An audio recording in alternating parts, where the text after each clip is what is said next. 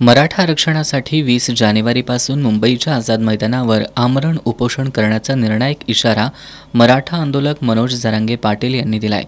आता नाही तर कधी नाही या भावनेतून मराठा आरक्षणासंदर्भात जरांगे यांचा हा निर्णायक लढा असून हा लढा यशस्वी करण्यासाठी कोल्हापुरातूनही सकल मराठा समाजाचे कार्यकर्ते मोठ्या संख्येनं या आंदोलनात सहभागी होणार आहेत, अशी माहिती सकल मराठा समाजाचे वसंतराव मुळीक यांनी दिली। त्यानुसार गेल्या 60 दिवसांहून अधिक काळ ऐतिहासिक दसरा चौकात सुरू असलेलं साखळी आंदोलन उद्या सोमवारपासून स्थगित करण्यात येत असल्याचं त्यांनी सांगितलं।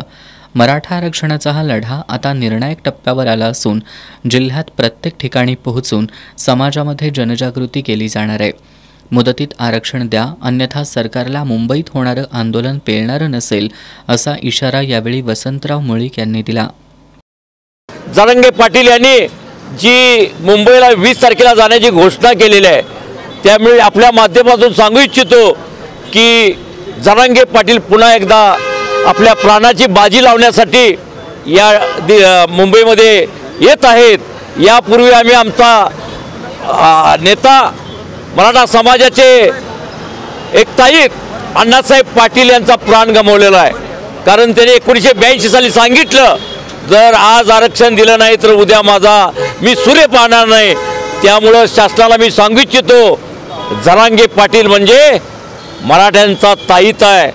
याद राखा, जर आपण या मुत्तीमध्ये जर आरक्षण दिला नाही तर तुम्हाला हे आंदोलन पेलवणार नाही। सर्वोच्च न्यायालयात क्युरेटिव्ह पिटिशन मान्य झाल्याच्या दिशाभूल करणाऱ्या बातम्या सरकारमधील काही मंत्री पसरवत असल्याचा आरोप ॲडव्होकेट बाबा इंदुलकर यांनी केला। मुळातच सर्वोच्च न्यायालयात क्युरेटिव्ह पिटिशन दाखल करण्यात आली आहे, त्यावर अद्याप निर्णय झालेला नाही। मात्र समाजाची दिशाभूल करण्यासाठी सरकारमधील काही मंत्री चुकीची माहिती समाजाला देत आहेत।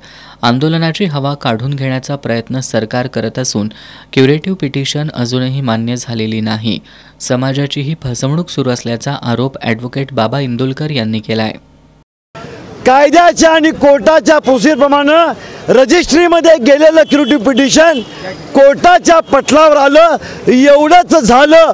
याचा अर्थ मान्य झालं नाही, रितसर त्याची सुनावणी पुढे होण्याची आहे। ही नंबर 1ची बातमी।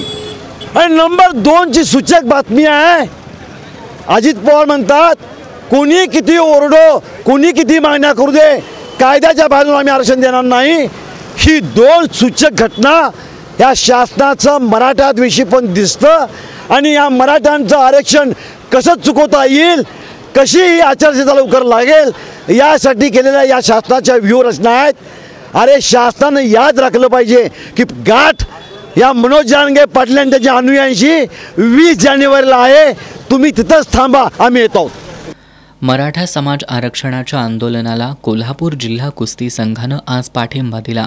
यामध्ये हिंद केसरी पैलवान विनोद चौगुले, महाराष्ट्र केसरी पैलवान विष्णू जोशीलकर सहभागी झाले होते। आजच्या आंदोलनामध्ये माजी आमदार संजय बाबा घाटगे हे सहभागी झाले होते। आझाद मैदानावर होणारं आमरण उपोषण यशस्वी करूनच कोल्हापूरला परतूया असा निर्धार यावेळी करण्यात आला।